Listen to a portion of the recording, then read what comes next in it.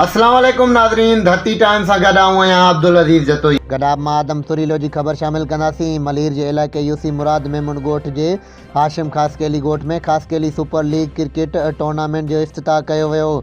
Tournament में 8 टीमनि हिसो वरितो। मैच 8 ओवरनि ते मुश्तमिल हुयो।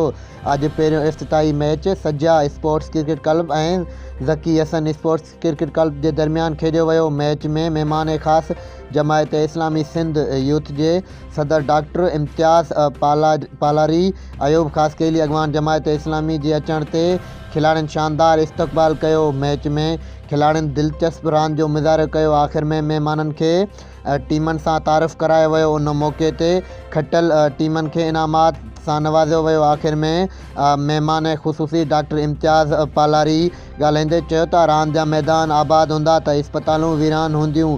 अॼु जा नौजवान खिलाड़ी सुभाणे क़ौमी टीम जा खिलाड़ी हूंदा। स्पोर्ट्स में अचण सां बुराइनि जो ख़ात्मो थिए थो। जमायत इस्लामी वाहिद जमायत आहे जेका नौजवाननि जो मुस्तक़बिल आहे ऐं इंशाअल्लाह अगरि जमायत इस्लामी कराची जो अमीर कराची जो मेयर डॉक्टर हाफ़िज़ नईमुर रहमान अची वियो त मलीर में स्पोर्ट्स जा ग्राउंड ठाहींदासीं। खिलाड़ियुनि लाइ स्पेशल आला सतह जा फाइनल कराया वेंदा।